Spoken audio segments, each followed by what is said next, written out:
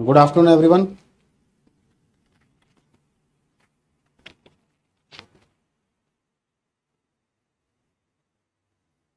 अरे बेटा, क्लास चलेगी क्यों नहीं? क्लास जरूर चलेगी। चलिए बेटा, किसी को कोई डाउट हो तो बताइए, कुछ पूछना हो या डायरेक्ट स्टार्ट करें।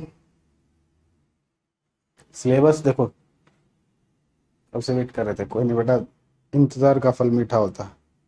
हाँ राम बेटा। शाल देखो, एक बार ही नाम लूंगा बेटा, बात बात में कोई परेशान ना करे। चंद्रवीर, जुनेद, तानिया, शिवनंदन, मुरारी, काजल। बेटा इतने बच्चे हैं बेटा, मैं कैसे कैसे किस नाम लेना सबके पॉसिबल नहीं है। अभी, धनंजय, विष्णु, ऋषिकेश, हर्ष। हर्ष कह रहा है जम्मू कश्मीर चले गए थे क्या घूमने? अरे बेटा, अब कहाँ से लाएं इतना पैसा? अगर जम्मू कश्मीर चली गई 1 वीक के लिए तो फिर घर का खर्चा कैसे चलेगा? चलिए, एसिड बेस सोल्ट करा दें। अरे वो भी करा देंगे बेटा, क्यों परेशान हो रहे हो? पहले वो चैप्टर स्टार्ट करेंगे बेटा जिसमें सबसे ज्यादा क्वेश्चन आते हैं। ठीक है ना, वो चैप्टर स्टार्ट करेंगे आज हम, जिसमें सबसे ज्यादा क्वेश्चन आते हैं। हर एग्जाम की डिमांड है। कोई भी एग्जाम देना, कोई भी, एसएससी का देना, बिहार, मतलब कोई भी कह रहा हूँ ना, कोई भी, जितने भी गवर्नमेंट जॉब के एग्जाम है और केमिस्ट्री उसमें आ रही है, ठीक है ना, तो इससे क्वेश्चन जरूर आएगा। अरे मुझे कहाँ ले रहा हूँ बेटा, मेरी हिम्मत कहाँ, मैं आपसे मजे ले सकता हूँ? बेटा तबीयत मेरी बहुत खराब चल रही है, पता नहीं क्या हो रहा है, आज भी मेरी तबीयत खराब है। अब तबीयत मेरी क्या खराब है ये मैं आपको बता नहीं सकता, नहीं तो आप हंसने लग जाओगे। ठीक है ना, लेकिन फिर भी मैं आज हिम्मत करके क्लास लेने आ गया। चलिए बेटा। बेटा एक कैमरे का थोड़ा सा इफेक्ट है। आज मैं स्टूडियो से क्लास ले रहा हूँ कैरेडूल के। कोई जरूरी नहीं बेटा राहुल। बेटा पटना में क्या है घूमने के लिए? पहले जाता था मैं पटना, पढ़ाने के लिए जाता बेटा, हम लोगों के पास घूमने का टाइम नहीं होता, बहुत कम। पीरियोडिक टेबल, अरे पीरियोडिक टेबल तो मैंने बता रखा, वो पीरियोडिक टेबल के बारे में तो हम बाद में बात करेंगे। आपको बता पीरियोडिक टेबल, तो मैं आज जब क्लास खत्म होगी ना मैं बता दूंगा पीरियोडिक टेबल, आप कवर कर लेना कहाँ से करने में, सारी चीजें बता दूंगा आपको। ठीक है, स्टार्ट करते हैं पहले। कौशल बेटा बेटा वो कैमरे का चक्कर है, ब्लर दिख रहा है तो बेटा उसमें मेरा कोई दोष नहीं है। वैसे ये वाला लुक बढ़िया है, पहले वाला लुक बढ़िया था। नहीं बेटा, मैं हस्तिनापुर नहीं आया।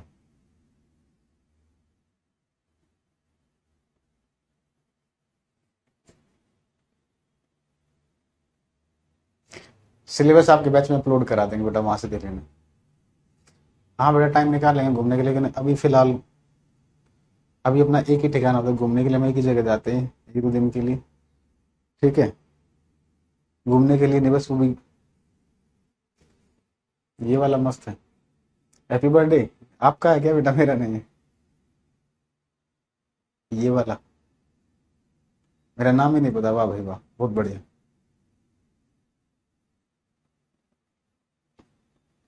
वो डायलॉग नहीं उस मूवी का? अब मूवी मुझे याद नहीं। शेर की गली में आके शेर का पता पूछते हुए ना। अरे बेटा जब केमिस्ट्री पढ़ रहे हैं तो केमिस्ट्री में आपके गुरु जी का, किसी से भी पूछना, गुरु जी का नाम अपने आप बता देंगे। पूछना केमिस्ट्री सबसे बेहतरीन कौन पढ़ाता है, तो बोले कि सर अपनी तारीफ खुद ही कर लेते हो। मैं इसी टाइप का इंसान हूँ बेटा, खुश रहो हमेशा। ठीक है ना, आप भी खुश रहो। थैंक यू बेटा साहब। चलिए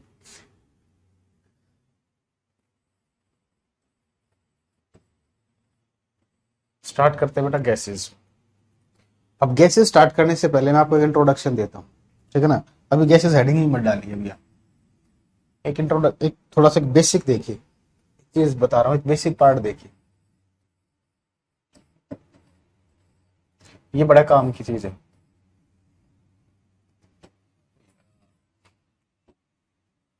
स्टेबिलिटी के बारे में बात कर लेते हैं। पूरी केमिस्ट्री स्टेबिलिटी पर टिकी हुई है बेटा, तो आपको ये तो पता होना चाहिए ना स्टेबिलिटी होती क्या है।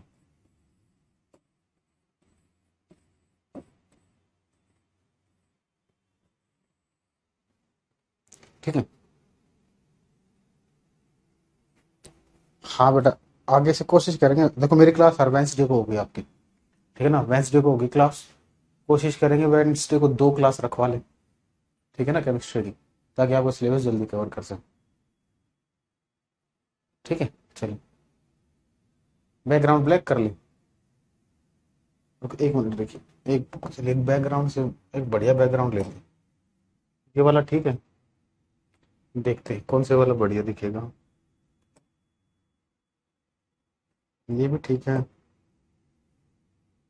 ये वाला ठीक रहेगा। ठीक है ना।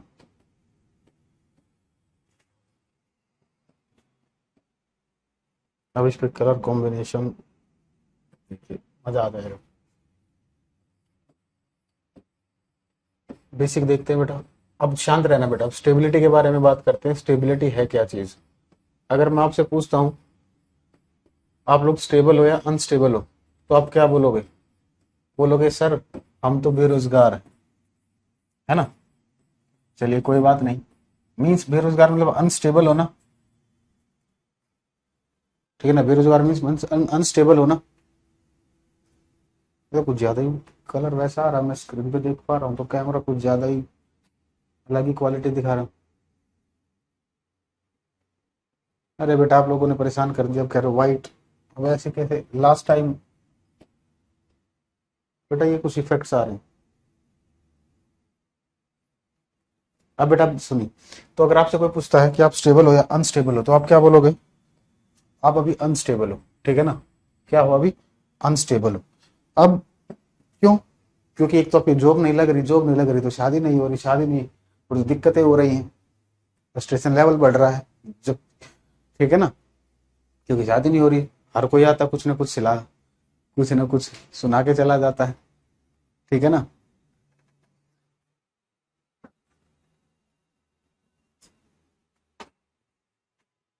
तो इसीलिए, हाँ हाँ चलिए कोई नहीं।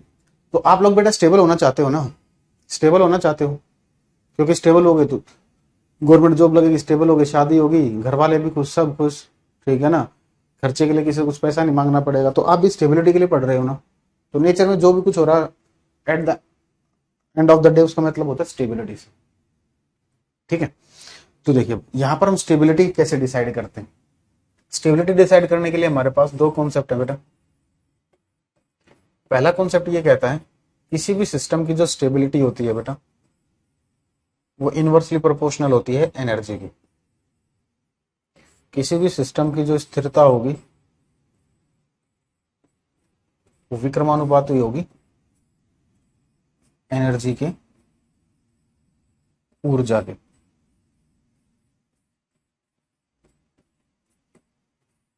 ठीक है।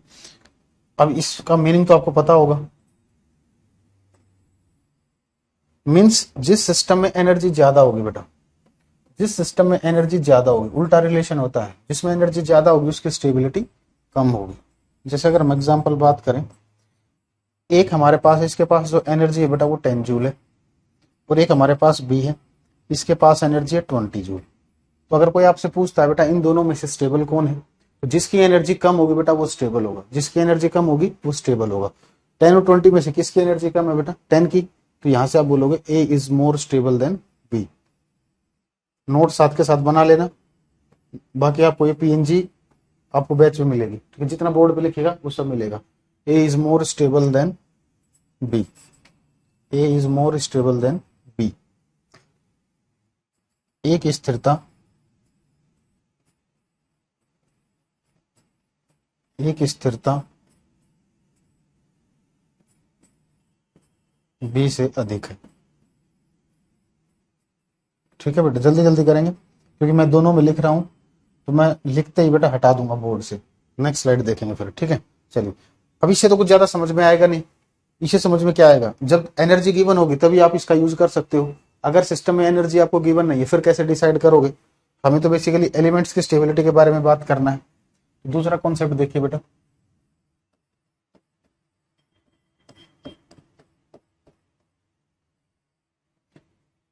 दूसरा कॉन्सेप्ट क्या कहता है, देखिए बेटा। हम बात करते देखिए, एक हाइड्रोजन और हीलियम है। एक काम करते हैं बेटा, इसको अगली स्लाइड पे, ताकि आपके पास एक प्रॉपर पीएनजी मिलेगी ना आपको, तो इस तरीके से देखते हैं। अगर हम बात करें हाइड्रोजन और हीलियम के लिए, हाइड्रोजन और हीलियम है, इनके लिए स्टेबिलिटी रूल क्या कहता है बेटा? इनके आउटर मोस्ट शेल में, इनके बाहरी कक्ष में अगर दो इलेक्ट्रॉन प्रेजेंट हैं, जो इनका बाहरी कक्ष होगा अगर उसमें 2 इलेक्ट्रॉन प्रेजेंट है तो बोलेंगे ये स्टेबल है, अदरवाइज अनस्टेबल है। ठीक है। और जैसे हम बात करें अदर एलिमेंट्स की बात करें, अदर एलिमेंट्स जनरल स्टेटमेंट है। यहां पर लिख देता हूं क्योंकि पीएनजी आपके पास जाएगी, कोई टीचर देखकर ये ना बोले आपके एग्जाम में जो क्वेश्चन आएंगे बेटा उसके अकॉर्डिंग बता रहा हूं, क्योंकि एग्जैक्ट तो कुछ और भी चीजें हैं, एग्जाम के अकॉर्डिंग बात करेंगे। तो ये कहता है बाकी जो एलिमेंट्स होंगे अगर उनके आउटर मोस्ट शेल में 8 इलेक्ट्रॉन होंगे तो बोलेंगे वो स्टेबल है, अदरवाइज अनस्टेबल है। ठीक है। हाइड्रोजन और हीलियम कब स्टेबल होंगे? जब उनके आउटर मोस्ट शेल में कितने इलेक्ट्रॉन होंगे बेटा? 2 इलेक्ट्रॉन होंगे। और जो अदर एलिमेंट्स होंगे वो कब स्टेबल होंगे? जब उनके बाहरी कक्ष में 8 इलेक्ट्रॉन होंगे। अभी देखते जाइए, समझते जाइए। अब एक बार केस देखते हैं। जैसे अगर हम बात करें बेटा हाइड्रोजन की बात करते हैं, हाइड्रोजन का एटॉमिक नंबर 1 है। इलेक्ट्रॉनिक कॉन्फ़िगरेशन सभी को आती होगी, अगर नहीं आती तो कोई दिक्कत नहीं, एटॉमिक स्ट्रक्चर में पढ़ा दूंगा। कुछ समझ नहीं आ रहा बेटा जो समझाया है कहाँ पे शुरू हुआ है अभी तो, ठीक है ना। ये पार्ट में चाहता तो मैं हटा देता, ठीक है ना, लेकिन नहीं, जरूरी है बेटा चीजें समझिए, थोड़ा पेशेंस रखिए जब तक आज ये क्लास खत्म नहीं होती ना। बेटा हिंदी में भी तो बता रहा हूँ, कहाँ नहीं बताया हिंदी में? एक बार बताइए, ये नाम है, लीजिए बस, और बाकी तो लिखा तो है, ये नाम है। नाम की मैं कभी हिंदी नहीं लिखूंगा, नाम इंग्लिश में लिखा है, हिंदी में भी वही रहेगा। हाइड्रोजन इसका एटॉमिक नंबर 1 होता है बेटा, तो इसके आउटर मोस्ट शेल में 1 इलेक्ट्रॉन है। तो अगर मैं आपसे पूछता हूं कि ये हाइड्रोजन अब समझना, अब मैं आपसे पूछता हूं कि ये हाइड्रोजन स्टेबल, हाँ नोट्स बनाते हुए चले, ठीक है ना। अगर मैं आपसे पूछता हूं कि हाइड्रोजन स्टेबल है या अनस्टेबल है तो आप क्या बोलोगे? सर ये अनस्टेबल है। क्यों? क्योंकि सर अभी ये तो आपने बताया था हाइड्रोजन स्टेबल कब होगा? जब उसके आउटर मोस्ट शेल में 2 इलेक्ट्रॉन होंगे। अगर 2 इलेक्ट्रॉन है तो वो स्टेबल है, अदरवाइज अनस्टेबल है। हाँ जी आकांक्षा, ठीक है। तो इसके पास 1 इलेक्ट्रॉन, तो ये अनस्टेबल है। इसी तरीके से इस दूसरे हाइड्रोजन की बात करें, एक और हाइड्रोजन लिया हमने, इसके पास भी आउटर मोस्ट शेल में 1 इलेक्ट्रॉन है। इससे पूछा जाए ये स्टेबल है या अनस्टेबल है, तो आप क्या बोलोगे? ये अनस्टेबल है। तो बेटा दोनों ही अनस्टेबल है, तो दोनों स्टेबल होना चाहेंगे ना? नहीं चाहेंगे। तो स्टेबल होने के लिए क्या करेंगे? इसको 1 इलेक्ट्रॉन की रिक्वायरमेंट है, इसको 1 इलेक्ट्रॉन की रिक्वायरमेंट है। तो दोनों ने क्या किया बेटा? देखो 1 इलेक्ट्रॉन इस हाइड्रोजन का था, 1 इलेक्ट्रॉन इस दूसरे हाइड्रोजन का था, तो इन्होंने क्या किया बेटा? शेयर कर लिया। इस हाइड्रोजन ने क्या किया? आप मेरा इलेक्ट्रॉन शेयर कर लीजिए और मैं और अपना मेरे साथ शेयर कर लीजिए, ठीक है ना। इससे होगा क्या? अब आप सर्कल देखना, ब्लू वाला सर्कल इस हाइड्रोजन का है, इस सर्कल में कितने इलेक्ट्रॉन दिख रहे हैं आपको? 2। ब्लैक वाले में भी कितने दिख रहे हैं? 2। तो उन्होंने क्या किया बेटा? अपने एक इलेक्ट्रॉन शेयर कर ली, ठीक है। शेयर करने के बाद अगर इस हाइड्रोजन से पूछा जाए इसके पास कितने इलेक्ट्रॉन थे, क्या बोलेगा? मेरे पास 2 इलेक्ट्रॉन है। इस हाइड्रोजन से पूछा जाए इसके पास कितने इलेक्ट्रॉन है, ये बोलेगा सर मेरे पास 2 इलेक्ट्रॉन है, ठीक है ना। तो जैसे ही उन्होंने इलेक्ट्रॉन शेयर किए, शेयरिंग से, तो दोनों स्टेबल हो गए। इस शेयरिंग को ही क्या बोलते हैं? ये क्या बन गया आपके इनके बीच में? बॉन्ड बन गया बेटा। क्या बन गया? ये एक बॉन्ड बन गया। और जो शेयरिंग से जो बॉन्ड बनता है बेटा इसको बोलते हैं हम कोवलेंट बॉन्ड। इसको क्या बोलते हैं हम? कोवलेंट बॉन्ड, सहसंयोजी आबंध। क्या बोलते हैं इसको हम? सहसंयोजी आबंध, ठीक है। तो यहां से एक चीज पता चलती है आपको, बॉन्ड हमेशा कौन सी चीजें बनाएंगे? बॉन्ड हमेशा कौन सी चीजें बनाएंगे? जो स्टेबल होंगे या अनस्टेबल? अनस्टेबल चीजें बॉन्ड बनाएंगी नॉर्मल कंडीशन में, ठीक है ना। स्टेबल चीजें भी बॉन्ड बना सकती हैं। कब? जब आप उनको डिस्टर्ब करो, हाई टेम्परेचर दे दिया, हाई प्रेशर अप्लाई कर दिया, मीन्स उनकी जो नॉर्मल कंडीशन है उसको आप चेंज करते हो। तो नॉर्मल कंडीशन में हम बात करते हैं, नॉर्मल कंडीशन में हमेशा बॉन्ड कौन सी चीजें बनाएंगी? जो अनस्टेबल होंगी। अब मेरा क्वेश्चन ये है, सुनिए, पेपर में एक क्वेश्चन आता है, जब ये बॉन्ड बना बेटा इन दोनों के बीच में, तो बॉन्ड फॉर्मेशन में एनर्जी क्या होती है? सिस्टम से रिलीज होती है या एब्जॉर्ब होती है? तो देखिए एक एग्जांपल लेते हैं। फॉर एग्जांपल इसके पास जो एनर्जी है बेटा ये है 10 जूल, ये भी इसी का भाई है। इस हाइड्रोजन के पास भी है 10 जूल। और बॉन्ड बनने के बाद पता चला इसके पास जो एनर्जी हुई वो हो गई टोटल 12 जूल। इस बॉन्ड के अंदर जो एनर्जी वो कितनी है? 12 जूल। तो अगर आप देखें पहले टोटल एनर्जी कितनी है बेटा? टोटल 20 जूल हो गई है। बाद में कितनी होगी बेटा? ये 12 जूल। तो बॉन्ड बनने के बाद एनर्जी क्या हो रही है बेटा? डिक्रीज हो रही है। 20 से 12 हो गई, डिक्रीज हो गई। दूसरा, एनर्जी रिलीज हुई या एब्जॉर्ब हुई? आप देख सकते हो 8 जूल एनर्जी बाहर चली गई, तो बोलेंगे एनर्जी रिलीज हो गई। तो देखो अगर आप चेंज इन एनर्जी निकालना चाहो, यहाँ पर देखो मैं यहाँ पर चेंज इन एनर्जी निकालना चाहता हूँ, तो चेंज इन एनर्जी कैसे निकालते हैं? Final energy minus initial energy. Final energy कितनी है बेटा? 12 जूल। इनिशियल कितनी है बेटा? 20 जूल। तो नेट कितनी आ गई? -8 जूल। ये माइनस पता क्या बता रहा है? माइनस का मतलब इतनी एनर्जी सिस्टम से बाहर निकल रही है, और जिस सिस्टम एनर्जी रिलीज होती है उसको बोलते हैं बेटा हम एक्सोथर्मिक। तो बॉन्ड फॉर्मेशन कैसा प्रोसेस है? एक्सोथर्मिक प्रोसेस है, ऊष्मक्षेपी प्रोसेस है। ठीक है, इसी तरीके से बाकी एलिमेंट्स की स्टेबिलिटी की बात करेंगे। तो बाकी एलिमेंट की स्टेबिलिटी के लिए रूल क्या है? अगर उनके आउटर मोस्ट शेल में बेटा 8 इलेक्ट्रॉन है तो वो स्टेबल है, अदरवाइज अनस्टेबल है। ठीक है, अब प्रॉपर लिखते हैं, यहां लिखोगे for the stability of hydrogen and helium. साथ के साथ नोट्स बनाएंगे बेटा, हिंदी में मैं डिक्टेट करा रहा हूं, लिखो, क्योंकि दोनों लैंग्वेज लिखना पॉसिबल नहीं है बेटा, क्योंकि सिलेबस नहीं तो फिर 6 महीने में जाके पूरा होगा।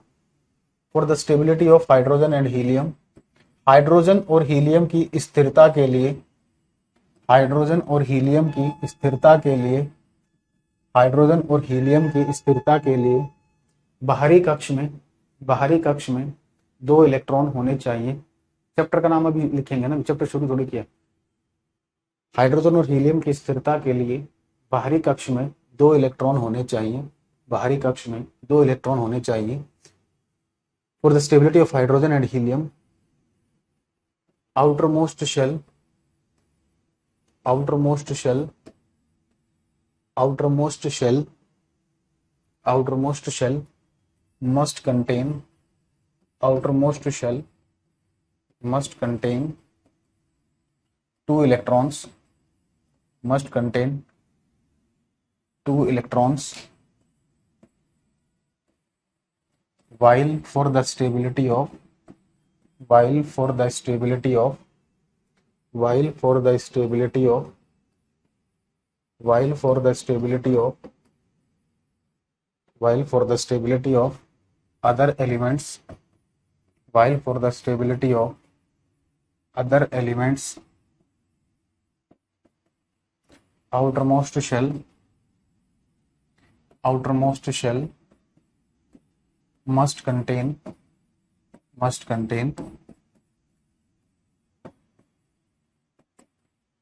8 इलेक्ट्रॉन्स। हिंदी में भी लिख देता हूं, चलिए जगह बच गई तो लिख देते हैं जहां पॉसिबल होगा बेटा। लिखिए, हाइड्रोजन और हीलियम की हाइड्रोजन और हीलियम की साथ के साथ लिखते रहना बेटा, हाइड्रोजन और हीलियम की स्थिरता के लिए,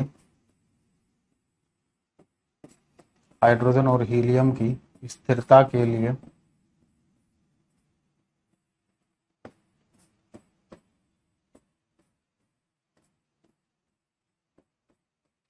बाहरी कक्ष में, हाइड्रोजन और हीलियम की स्थिरता के लिए बाहरी कक्ष में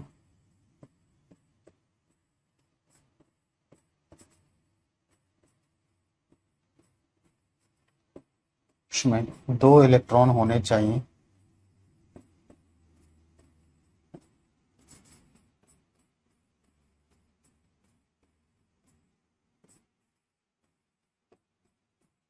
जबकि दूसरे तत्वों की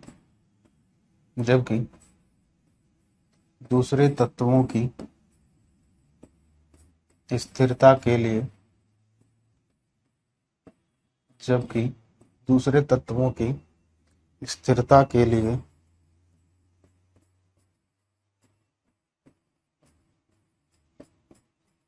बाहरी कक्ष में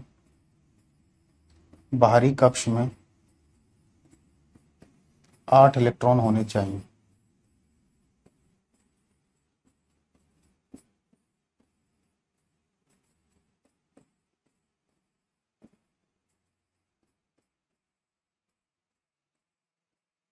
ठीक है बेटा,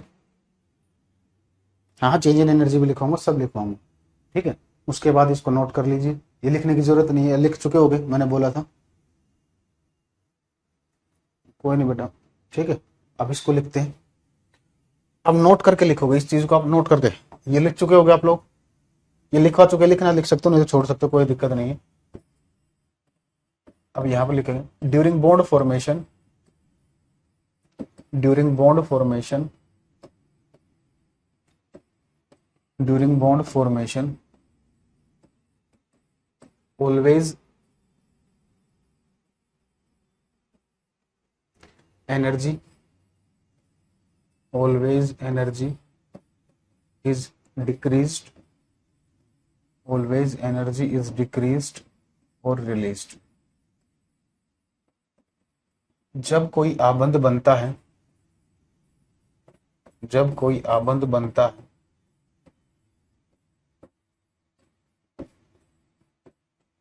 जब कोई आबंध बनता है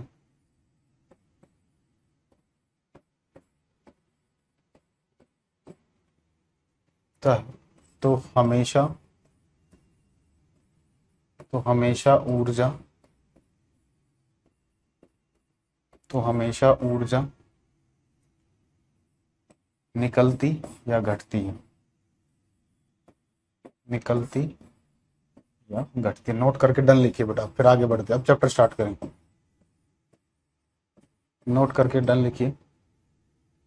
विकी बेटा कुछ समझ नहीं आ रहा तो आपका जिंदगी में कुछ नहीं हो सकता, ऐसी कोई बड़ी चीज नहीं बताई।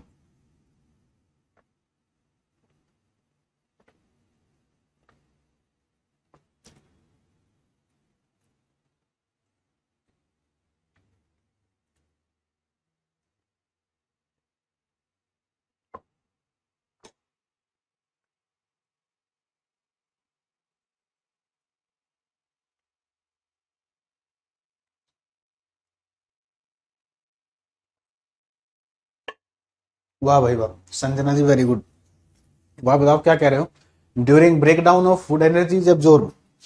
अरे बेटा एक बात बताओ, फूड का ब्रेक डाउन नहीं बेटा, फूड का जो ब्रेक डाउन होता है उसे तोड़ने के लिए आपने एनर्जी दी, उसका तो एनर्जी निकलती भी तो है।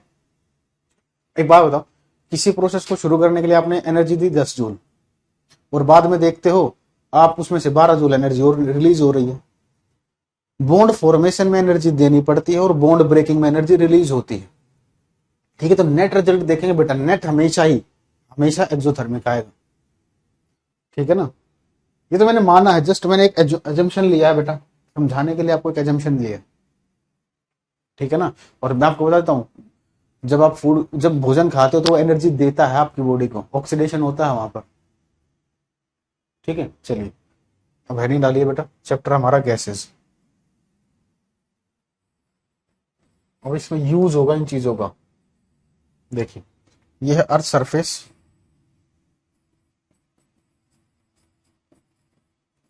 पृथ्वी की सतह,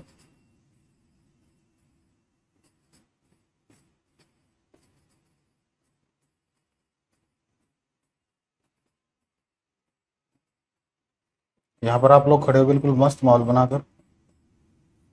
ठीक है, माहौल बनाकर ऐसे ही रहना बेटा, कभी ऐसे मत हो जाना, कभी बोले ऐसे हो जाओ, ऐसे नहीं होना है। ठीक है ना, ऐसे ही रहना।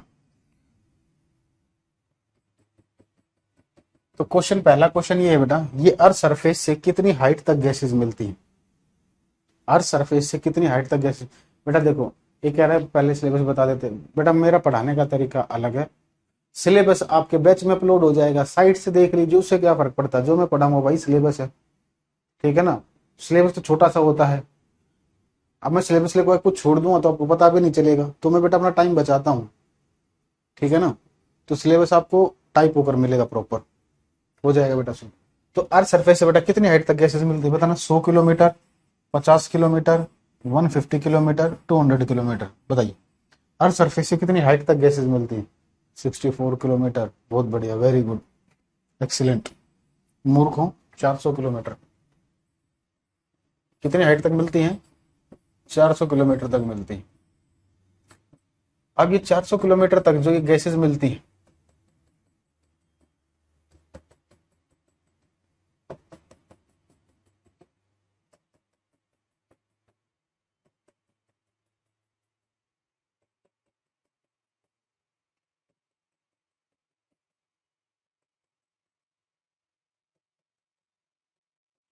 इस 400 किलोमीटर की हाइट तक सबसे ज्यादा मात्रा में कौन सी गैस मिलती है बेटा। सबसे ज्यादा मात्रा में मिलती है बेटा नाइट्रोजन। परसेंटेज 78%। क्या लगता है आपको पेपर में पूछा जा सकता है? मूर्ख को आप ज्यादा दिमाग मत लगाओ, 2 बार पूछा गया। ठीक है, क्लासेस बहुत होंगे, बेफिक्र है। सेकंड नंबर पर ऑक्सीजन।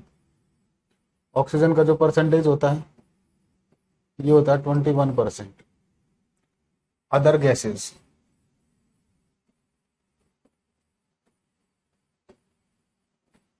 1%। पेपर का क्वेश्चन, इस 1% में सबसे ज्यादा मात्रा में कौन सी गैस होती है, जल्दी बताइए। सब बनाना बेटा जो बोर्ड पर बना रहा हूं।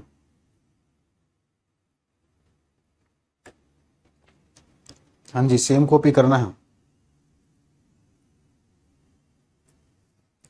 इस 1% में सबसे ज्यादा मात्रा में कौन सी गैस मिलती है बताइए।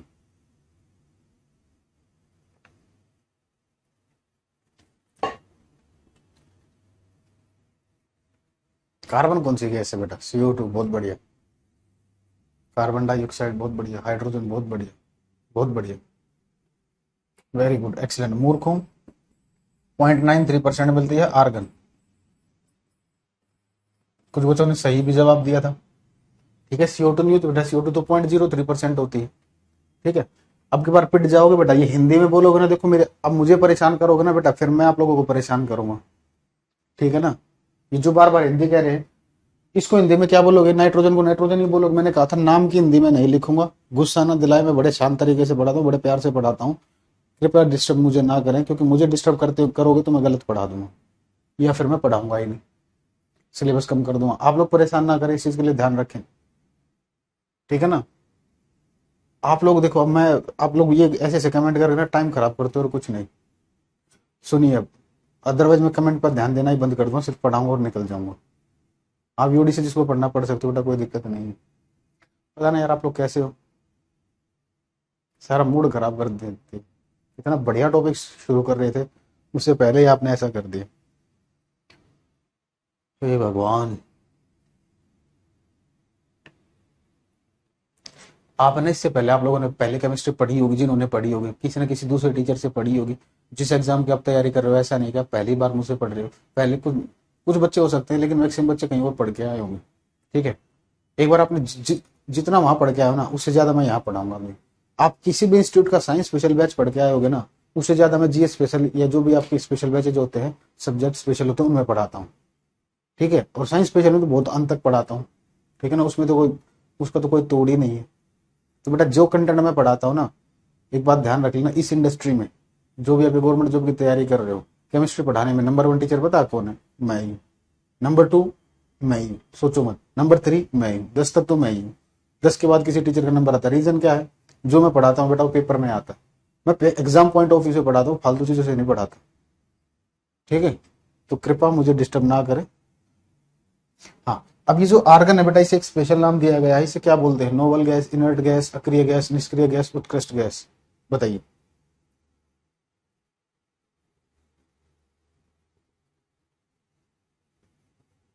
बताइए जल्दी। और मैं सेलेक्टेड हूँ, मैं खुद गवर्नमेंट जॉब पर हूँ, ऐसा भी नहीं। ठीक है ना, कि मैं शिक्षा आपको तब भी दूंगा, जो चीज मैंने नहीं की तो मैं उसकी शिक्षा क्या दूंगा। ठीक है ना मैंने बहुत एग्जाम निकाल रखे हैं बेटा, और एट प्रेजेंट भी गवर्नमेंट जॉब पे हूँ मैं। ठीक है ना, वो एक अलग बात मैं छोड़ने वाला हूँ। हाँ, इसे बेटा क्या नाम है इसका? हाँ, नोबल गैस, उत्कर्ष, मूर्खों सारे इसी के नाम है। इनके बारे में बात करेंगे। नोबल गैस भी इसी को बोलते हैं, इनर्ट गैस भी इसी का नाम है, उत्कृष्ट गैस, अक्रिय। जहां मैंने हिंदी नहीं लिखी ना, समझ जाना, उस वर्ड की हिंदी वही है बेटा जो इंग्लिश में लिखा है। और जो आप तैयारी कर रहे हो, आपके पेपर में क्या इंग्लिश नहीं आएगी? और इतनी इंग्लिश तो बेसिकली आनी चाहिए। अब नाम रीड नहीं कर सकते तो जिंदगी में करोगे क्या? जल्दी नोट करके डन लिखिए।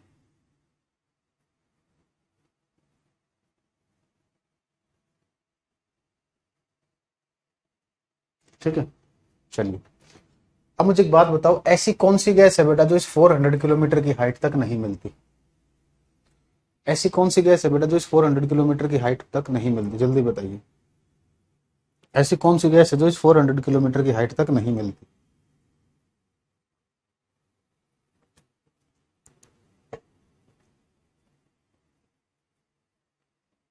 कौन सी ऐसी गैस है जो, एक बात बताओ, हल्की गैस नहीं मिलेगी या भारी गैस नहीं मिलेगी?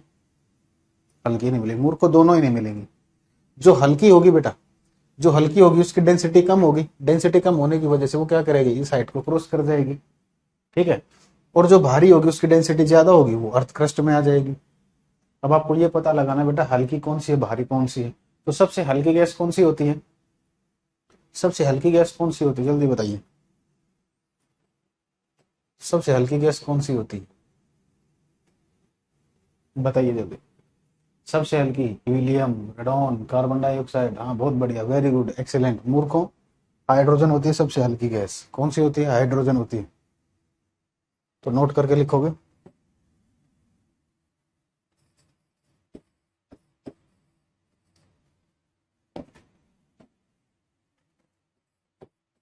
Hydrogen is not present, hydrogen is not present, hydrogen is not present, hydrogen is not present in the atmosphere, hydrogen is not present in the atmosphere because it is the lightest gas, because it is the because it is the lightest gas, because it is the lightest gas। लिखो hydrogen सबसे, hydrogen सबसे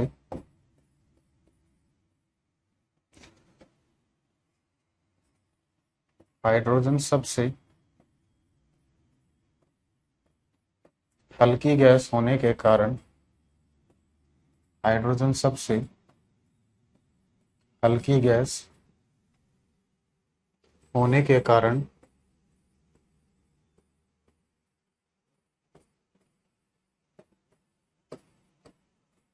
hydrogen सबसे हल्की gas होने के कारण वायुमंडल में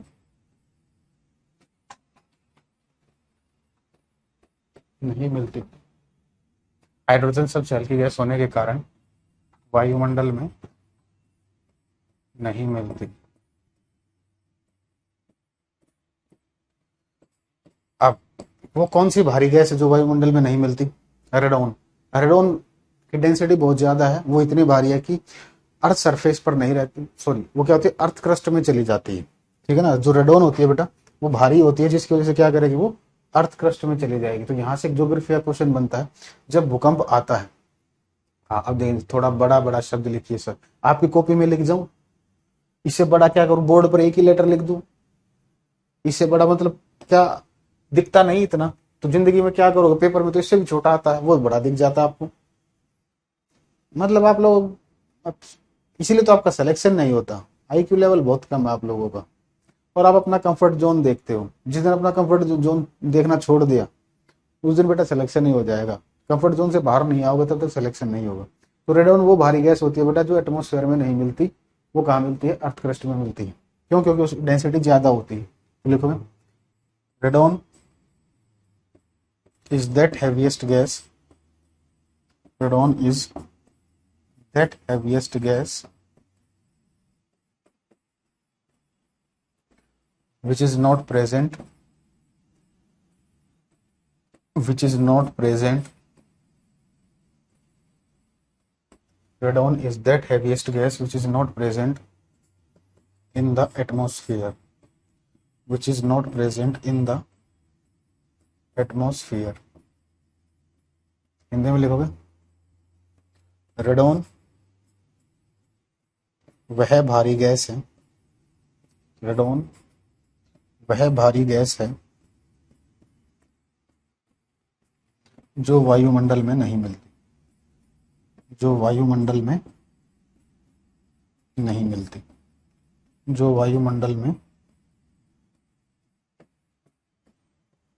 जो वायुमंडल में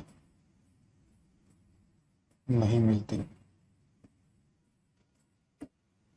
ठीक है, चलिए बेटा अब हेडिंग डालेंगे नोबल गैसेस के बारे में बात करते हैं। ये था इंट्रोडक्शन गैसेस का। अब है बेटा नोबल और इनर्ट गैस। नोबल और इनर्ट गैस। उत्कृष्ट और अक्रिय गैस।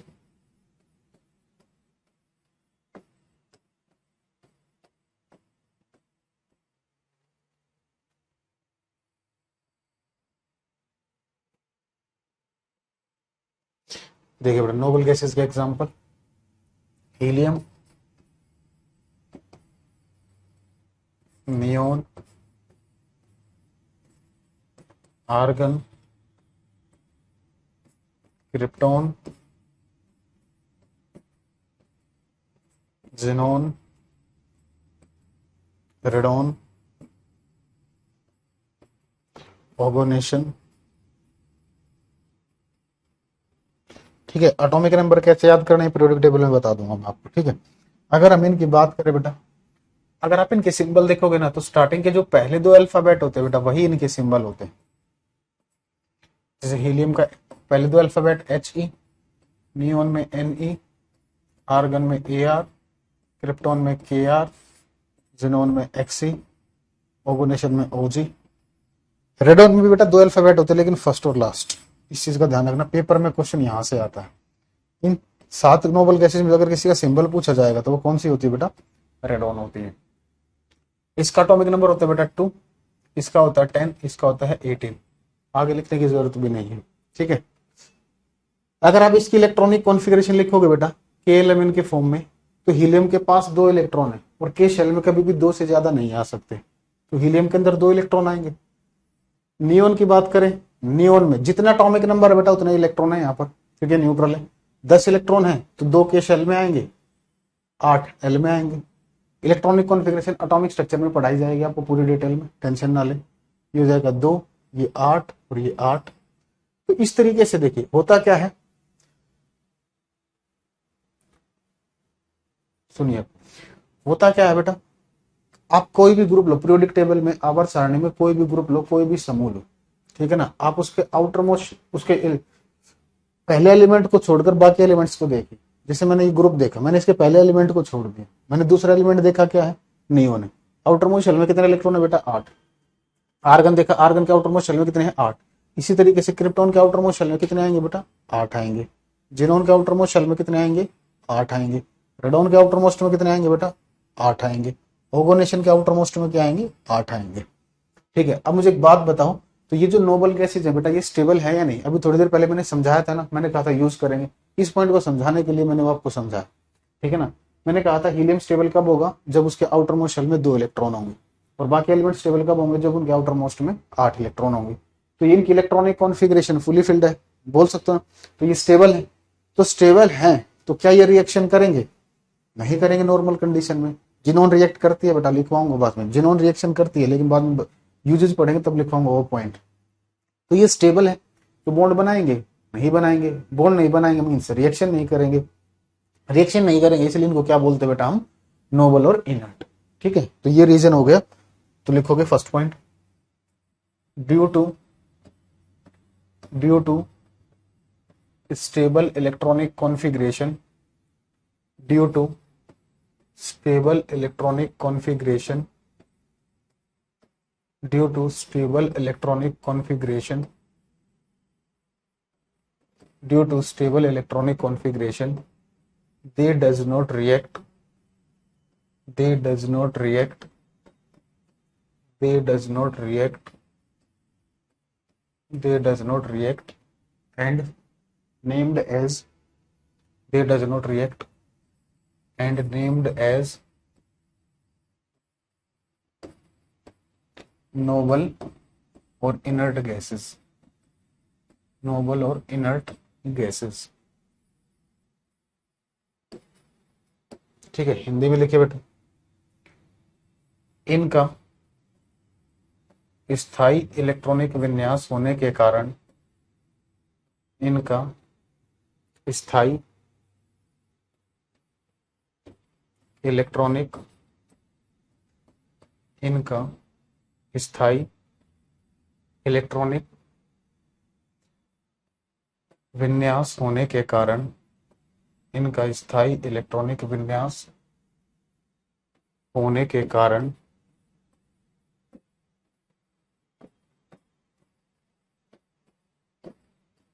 इनका स्थायी इलेक्ट्रॉनिक विन्यास होने के कारण ये अभिक्रिया नहीं करती, ये अभिक्रिया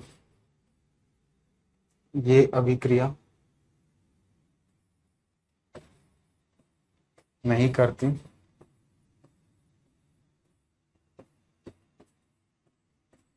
जिसकी वजह से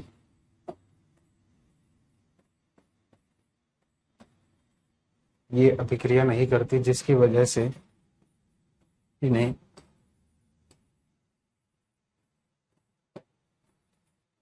अक्रिय गैस कहा जाता है।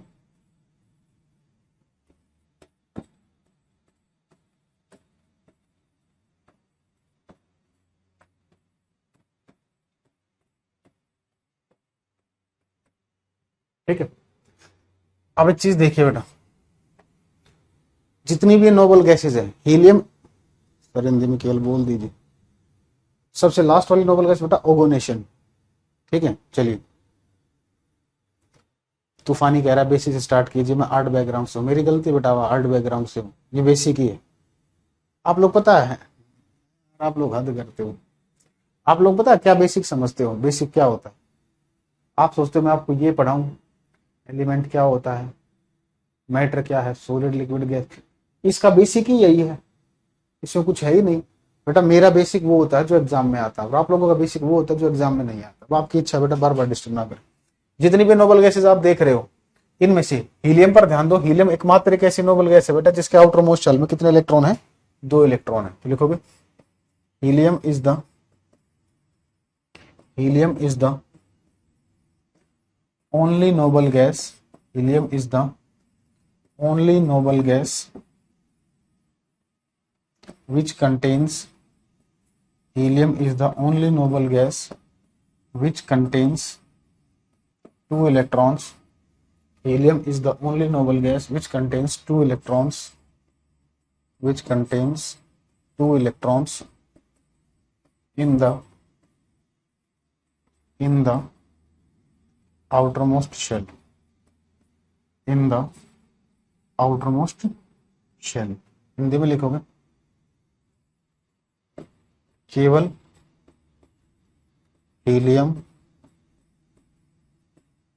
हीलियम एक ऐसी अक्रिय गैस है, केवल हीलियम एक ऐसी अक्रिय गैस है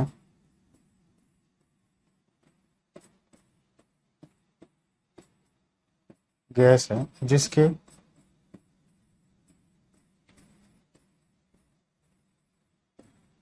बाहरी कक्ष में, जिसके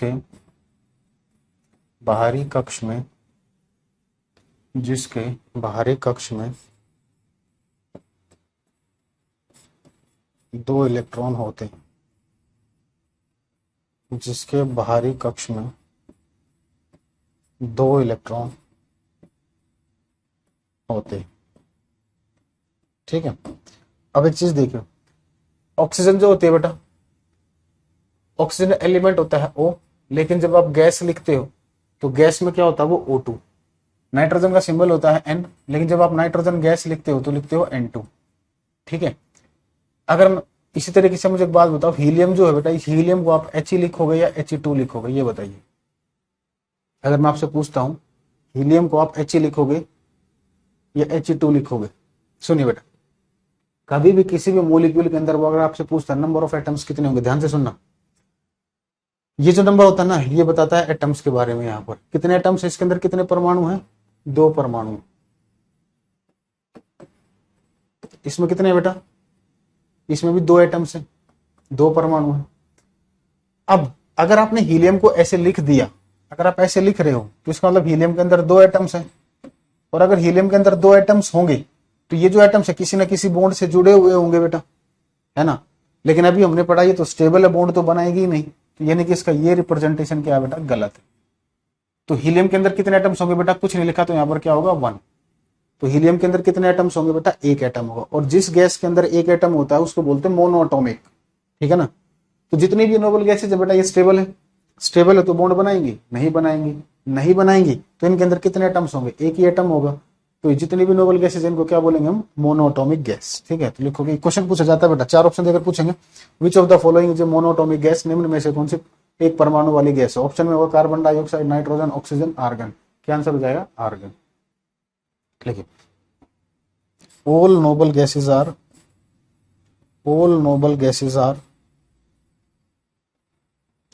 monoatomic gases. All noble gases are monoatomic gases. All noble gases are monoatomic gases. सभी अक्रिय गैस एक परमाणु वाली होती। सभी अक्रिय गैस एक परमाणु वाली होती। सभी अक्रिय गैस एक परमाणु वाली होती। ठीक है बेटा। अब एक मेरा क्वेश्चन है, इसके अंदर बेटा टोटल नंबर ऑफ एटम्स बताइए कितने होंगे। Na2CO3.10H2, इसको बोलते हैं बेटा हम वाशिंग सोडा। ये क्वेश्चन आपसे पूछा जा सकता है पेपर में। वाशिंग सोडा, धावन सोडा बोलते हैं इसको। टोटल नंबर ऑफ एटम्स बताइए कितने होंगे जल्दी से, टोटल नंबर ऑफ एटम्स।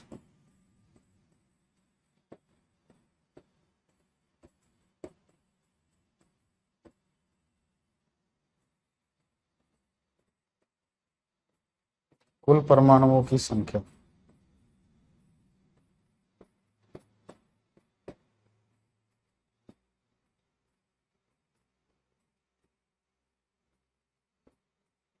बताइए जल्दी।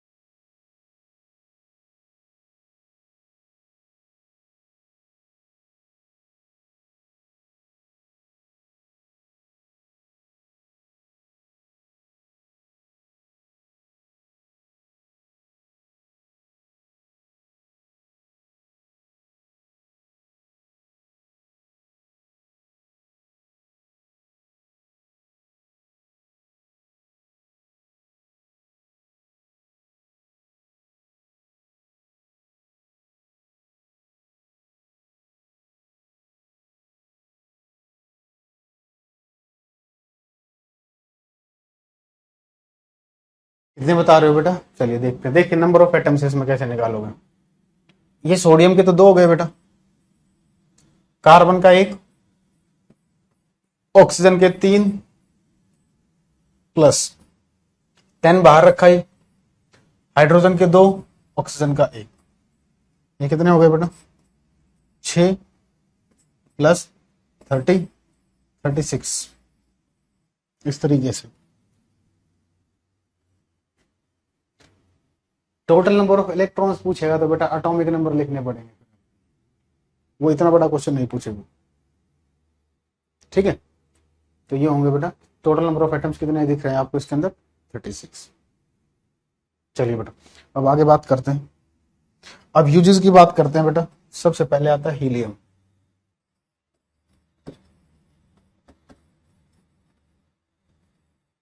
तो हीलियम का यूज कहां कहां करते हैं, कोई बताएगा? हीलियम का यूज कहां कहां करते हैं? सबसे पहले हम बात करते हैं बेटा स्कूबा डाइवर्स की बात करते हैं। या पहले सुनिए, स्कूबा डाइवर्स छोड़िए, बचपन में गैस के गुब्बारे उड़ाए होंगे आप लोगों ने, बचपन में गैस के गुब्बारे उड़ाए हैं ना।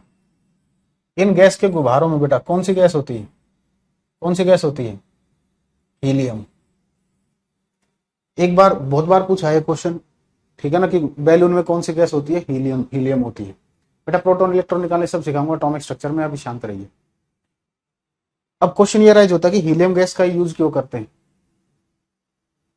हीलियम गैस का यूज क्यों करते हैं? जो आप बोलोगे पेपर का पहला ऑप्शन वही मिलेगा, क्योंकि बोलोगे सर ये सबसे हल्की है। मूर्खों, सबसे हल्की तो हाइड्रोजन है।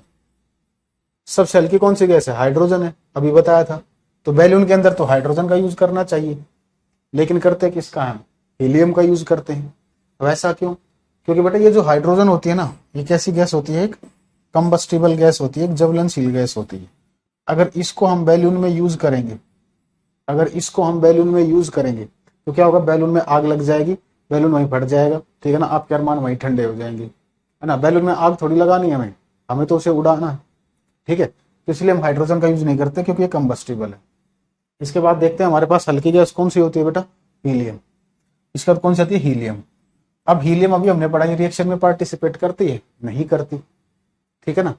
तो हीलियम सबसे हल्की नॉन कंबस्टिबल गैस है। अगर वो पूछे सबसे हल्की गैस कौन सी है, हाइड्रोजन।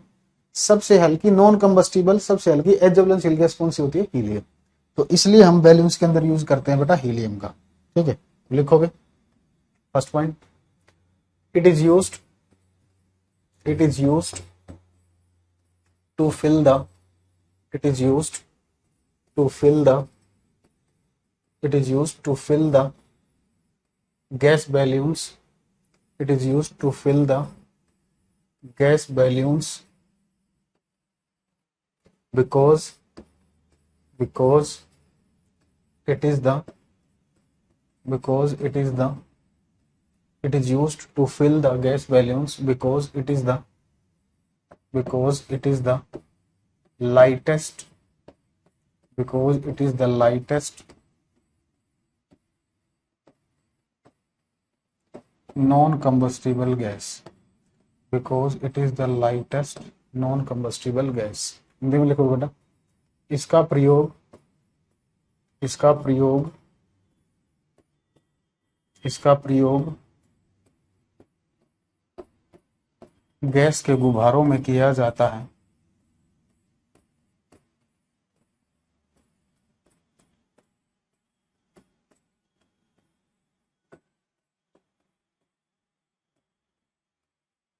इसका प्रयोग गैस के गुब्बारों में किया जाता है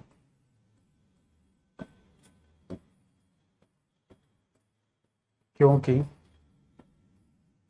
क्योंकि यह, क्योंकि यह सबसे हल्की, क्योंकि यह सबसे हल्की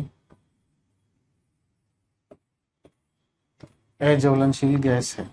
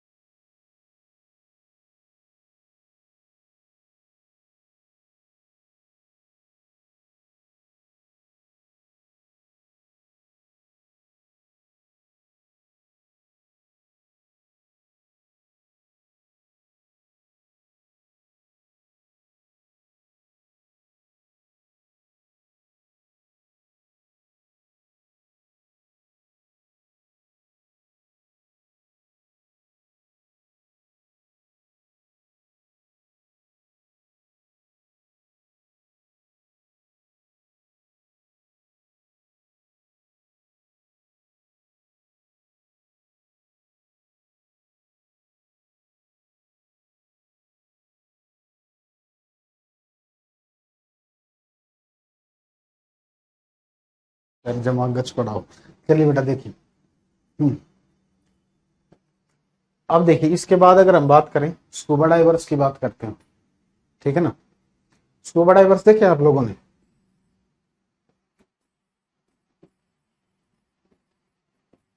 स्कूबा डाइवर्स देखे हैं? नहीं देखे? चलिए कोई बात नहीं, इन्हें तो देखा होगा। हाँ, इन्हें ही बोलते हैं, ठीक है। तो ये जो स्कूबा डाइवर्स होते हैं बेटा, जब ये समुद्र की गहराई में जाते हैं, सी की डेप्थ में जाते हैं, ठीक है ना। जब ये समुद्री गहराई में जाते हैं तो एक सिलेंडर रखते हैं। उस सिलेंडर में कौन सी गैस होती है? उस सिलेंडर के अंदर बेटा एयर नहीं होती। ये मैं आपको बता देता हूँ, प्रूव करके दिखाऊंगा क्यों नहीं होती। उसके अंदर होती है बेटा ऑक्सीजन प्लस हीलियम। अब क्वेश्चन अराइज होता है इन्हीं गैसेज का क्यों यूज करते हैं। उससे पहले मुझे एक बात बताइए, जब हम सांस लेते हैं तो कौन सी गैस लेते हैं? जब हम सांस लेते हैं तो कौन सी गैस लेते हैं? जल्दी बताइए।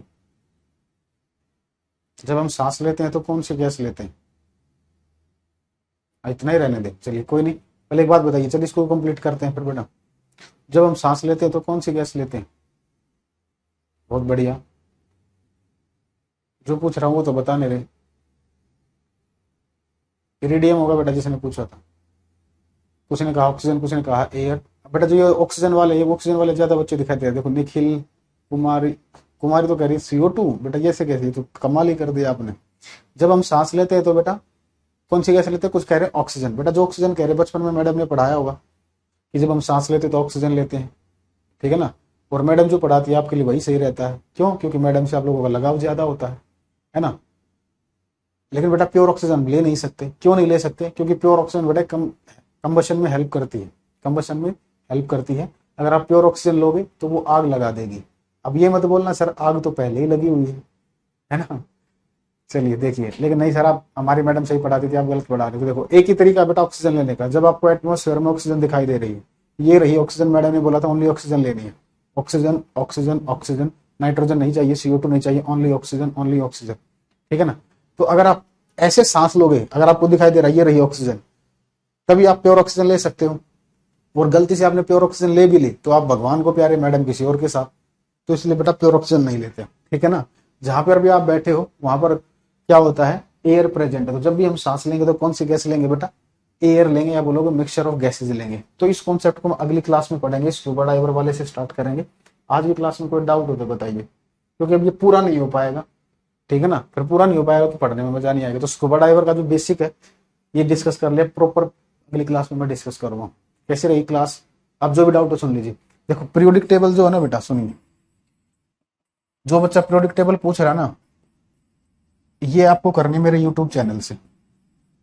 12 घंटे पीरियोडिक टेबल पढ़ा रखी है। गवर्नमेंट जॉब के लिए आज तक किसी ने 12 घंटे पीरियोडिक टेबल नहीं पढ़ाई होगी, ठीक है ना। 2 पार्ट में होगी बेटा ये, पार्ट 1 पार्ट 2। और इसी के डिस्क्रिप्शन में आपको टेलीग्राम का लिंक भी मिल जाएगा। तो पीरियोडिक टेबल जिसको करनी है बेटा वो यहाँ से करेगा। इससे ज्यादा डिटेल में कुछ नहीं, विद क्वेश्चन है, ठीक है ना। और क्वेश्चन की PDF आपको इसके टेलीग्राम लिंक में मिल जाएगा, ठीक है ना। इस जब देखोगे ना डिस्क्रिप्शन में जाओगे तो टेलीग्राम का लिंक मिल जाएगा, ठीक है।